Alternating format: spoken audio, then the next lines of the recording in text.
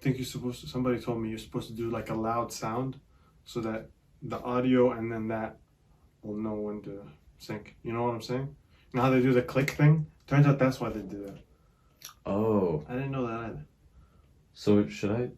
I don't know, get a boulder or something here. I don't know. Alright, actually, I go. Action! That should be loud enough, I think, right? That is loud. Did I start? I started recording. Yeah, it's fine. Who cares? We can cut all this stuff out anyway. So should I press? Yeah. Alright, so episode 1, Bidera Ball. This is basically gonna just be like me talking about whatever the hell I've watched or read on Twitter for the past week. Just any sports topics that I like throughout the week, and yeah, pretty much. So first thing I wanted to talk about, something that's been bugging me for a while. I was gonna start with a football topic, but honestly, this has just annoyed me for so long that I'm tired of just not. I mean, I've discussed it a little bit in my tweets, but I wanted to go more in depth on it. This whole Giannis thing. I mean, so basically, Giannis, the Milwaukee Bucks two-time MVP. I mean, just the discourse about him online is just, and even on sports media, it's just the worst, man. It's just consistently talking about, oh well, he can't shoot. Oh well, he can't do this. Oh, he can't shoot. He can't post up. He won't. Oh, and then you get the ball. Don't stop, guys. Oh, his game's not real, bro. The analytics, bro.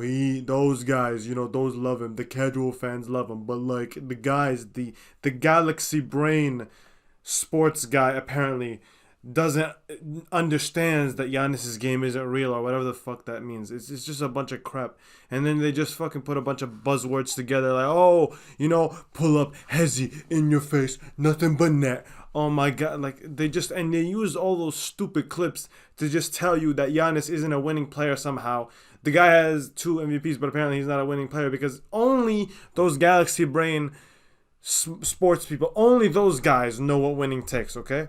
All the fans, the casual fans, of course, all the players that admire him, all that kind of stuff, all that doesn't matter, all right? All that matters is that he can't shoot, apparently, all right? And it just ignores, and it's just a complete cop-out for Budenholzer and that terrible offensive system and actually defensive system, which we're going to discuss both. Both of those things are just awful. And it's just a complete cop-out to just blame one guy. I get it, he's a superstar, he gets most of the credit, so he gets most of the blame. I understand that. And I'm not saying he's blame-free for those situations, but in terms of what needs to happen in the future to improve their team, there's a hell of a lot more that needs to happen. That's honestly, in my opinion, not just more important, but also more likely to improve them in the short term than just Giannis. Oh, Giannis just needs to shoot. Giannis just needs to shoot. I mean, it's just not happening. He's not ever going to become a 35% three-point shooter. And you know what? Even if he does ever become a league average three-point shooter, teams just aren't going to guard him that way. Right? So the whole myth about Giannis shooting is that, oh my God, if he could shoot 35%, then the defenses would have to adjust and they'd come up closer to him. But that will never happen. It's not real. If I'm a defender and he shoots 35%, I'm like, fuck it. God bless him if he makes enough of them. But I'm not ever going to get closer to him because he's just going to get past me and he's going to dunk. And I'm 100% sure he'll make the dunk. I'm 35% sure he'll make the shot. So what is that logic even built on? It doesn't even make any sense. So first of all, let's talk about the offense, all right? On offense, the entire Milwaukee Bucks offense is just give the ball to Giannis at the top of the key with 4 shooters spread around, 2 in the corner, 2 on the wing, right? And we're just going to have him go right down the middle of the court, okay?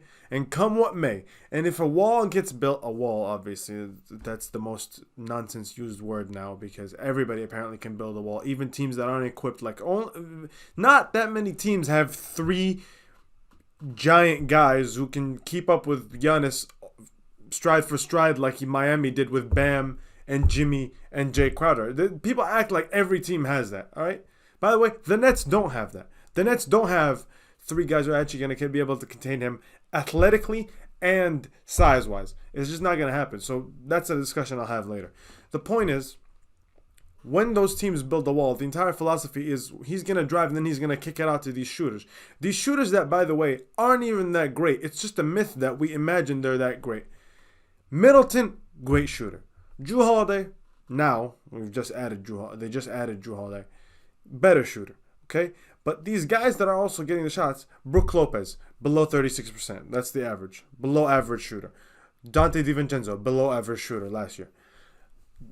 Pat Connaughton, below average shooters, right? So ultimately, it's those guys that are getting the shots under high pressure, because when Giannis is kicking out, no one's going to leave Chris Middleton open. All right?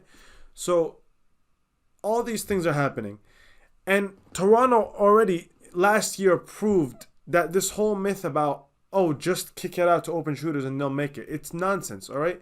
Everybody, all the analytics tell you that a corner three is the easiest shot to make, right? So why did the number two ranked offense in this entire league, why did they give up the most corner threes in league history? Even the worst teams didn't give up as many threes as Toronto, right? And they were still the number two defense in the league and in the playoffs, okay? So why were they able to do that? Because they realized that the shooters that are out in the corners aren't the best shooters, all right? They're not. There's no Duncan Robinsons. There's no JJ Reddick's. There's no Kyle Korver standing in the corner. I mean, not prime Kyle Korver. But the point is, those guys aren't in the corner because it's a waste of their talent, all right? Those guys are coming off of flare screens. They're coming off of pick and rolls. They're coming off dribble handoffs. That's what they're doing, all right? They're not just standing in the corner spotting up. And most...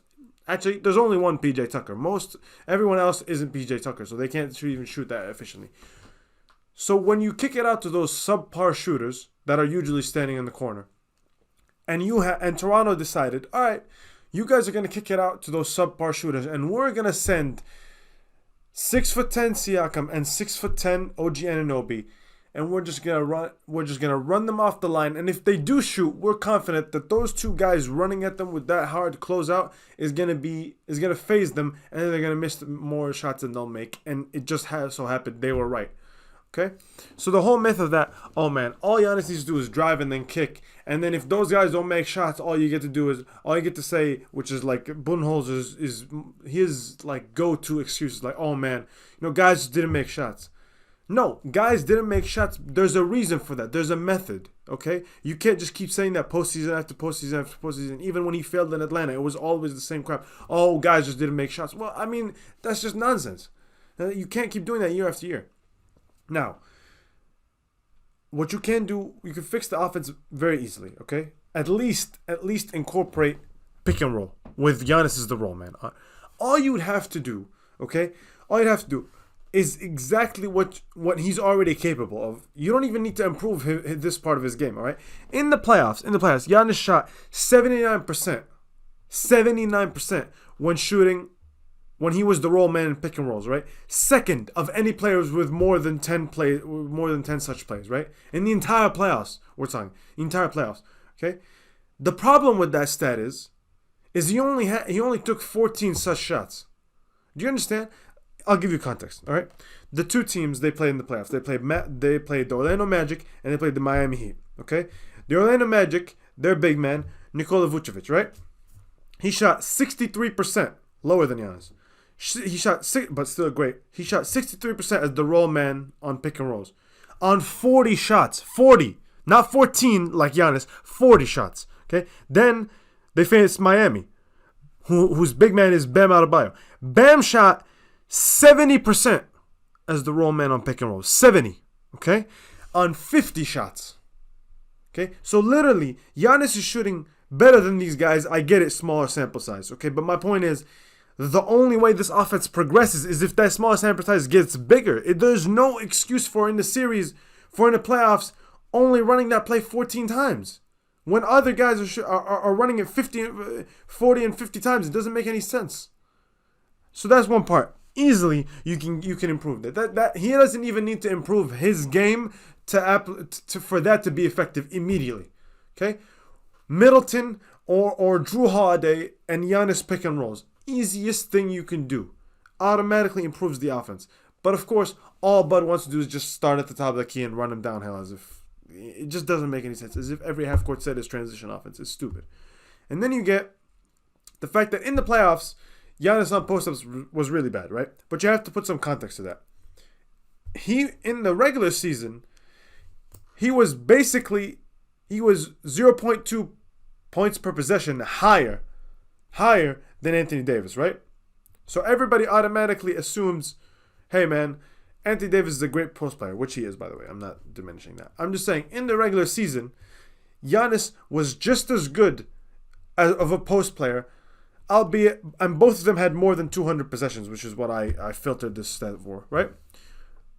Albeit he did shoot a lot. He did have a lot less possessions than Anthony Davis, but that's a problem in itself, right? Diversify your offense.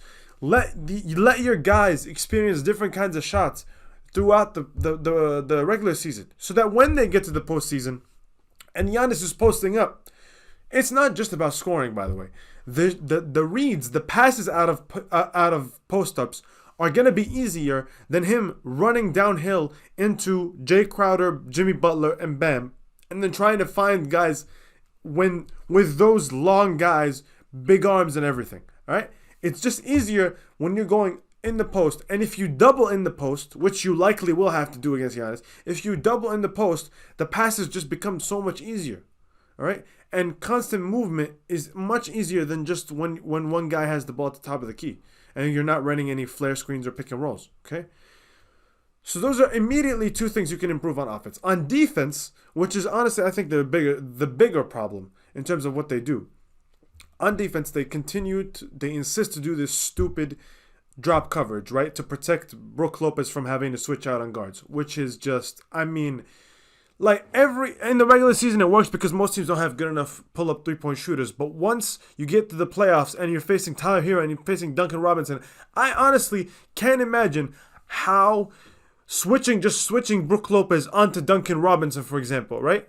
Duncan Robinson isn't Steph Curry. He's not Kyrie Irving. He's not going to break his ankles, right? So I can't imagine how switching Brook Lopez onto Duncan Robinson would be any worse than letting Duncan Robinson just walk up into threes. It doesn't even make any sense.